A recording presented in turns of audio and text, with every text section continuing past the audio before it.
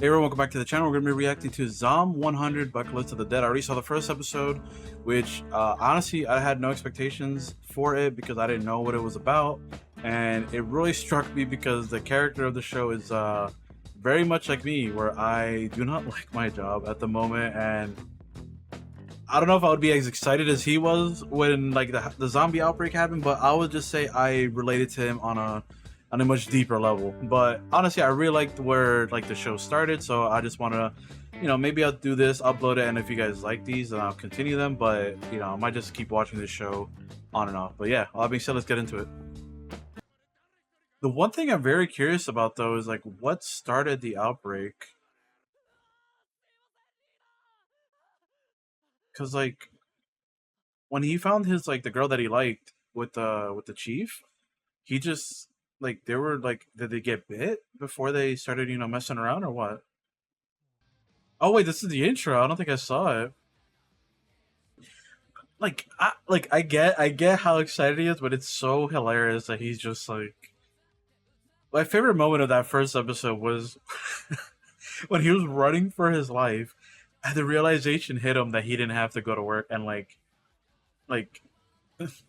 planes blowing up everything, and he's just like, I'm here to tell you right now, we don't care. Let me tell you something. We don't care.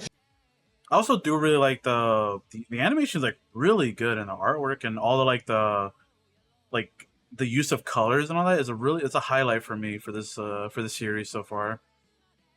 Because him, when he did that rugby like tackle to his boss, did not need to go so hard, but it did. That is a good feeling when you clean your room or clean anything and you just can like kick back, relax, in a nice clean environment. Cracking open a cold one to celebrate. This is so funny, man. I would have gone that far with beer. I'm not a fan of beer. Bro, ain't no way he just said, I guess things are pretty bad. Yeah, they are pretty bad. But for me, today is beer day. Dog.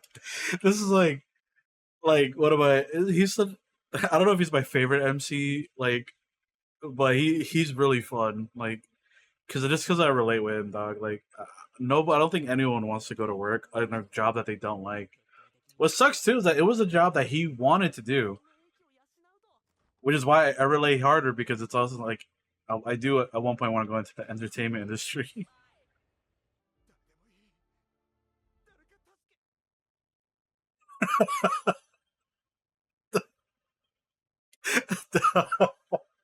Doug, the fact that like we keep cutting to like everything that's like going wrong with the world and people suffering, and then this guy just wants to have a day off. He wants to drink beer and do nothing, and he's going out not to get like supplies to like make sure he survives. He's going out to get beer because he wants to be lazy.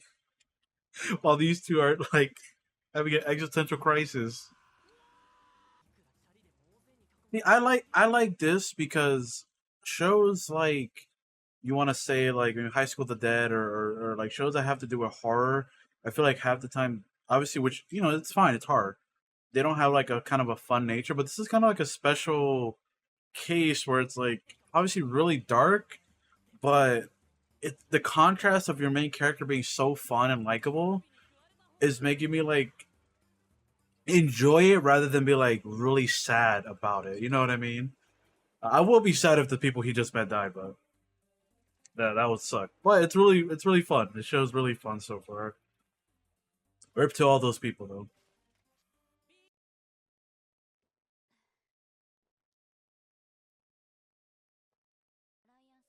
A man, a man saw an opportunity to shoot his shot and said, "Okay."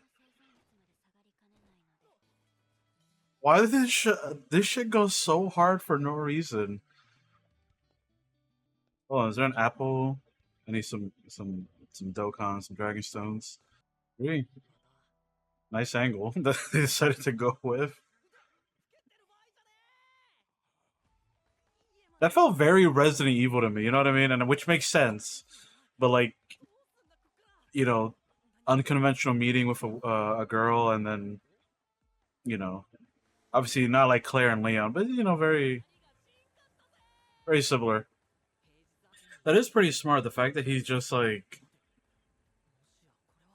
because I like that they're doing things that people should be thinking about, right? Like, who cares about theft? Who cares about all of that stuff when you're like, I would go for a car personally because it might. Ain't no way. There's just a perfectly set up ramp for him. I would personally go for a car just because you're surrounded on all fours. Oh man, those two guys, that couple is dead, bro. He didn't even get them their 2-ply toilet paper. They're dead, bro.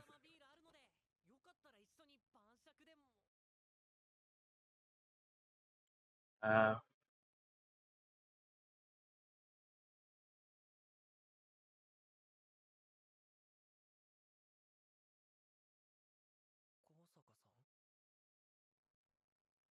yeah, that's something you like.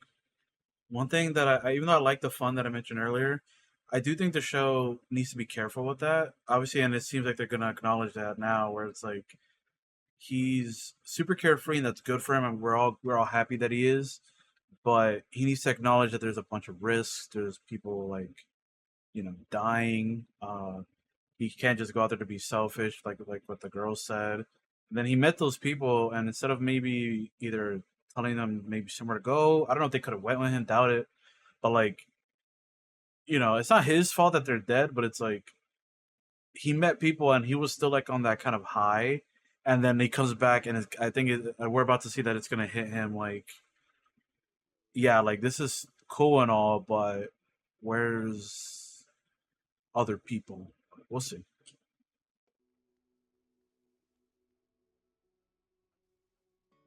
Try out dreadlocks. Oh, if that's culturally appropriate, my boy. I'm just joking. I get his perspective though for sure. Like he was basically in his own personal hell for 3 years, so and he's seeing this now as like obviously like the name of the show, bucket list. So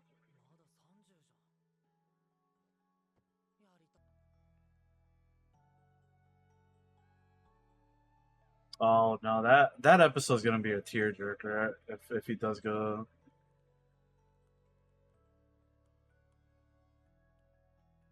Meet his parents, meet the woman of my dreams. Yeah.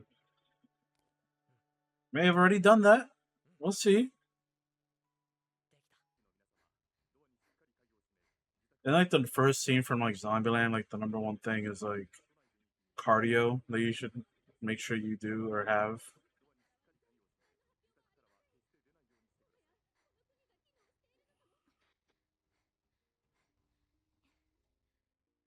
We ran 10 kilometers in an hour. She looks like she's just chill. Yeah, she's like, she got her all types of vitamins and she got her cardio in check. This shit is smart though. She's like keeping on top of her shit. Come on, grab the sweets. You run 10 kilometers an hour. I'm sure you'll be fine. Come on, bro. Then again, that's why she's in the shape she is in. And I'm not. Oh, this was before. Okay. He's just. I'll tell you how he survived. He played rugby. I know we just saw this scene, but it's still like. I guess because it's like, from her perspective, it's more epic because we know what's about to happen. This OST is pretty kicking too.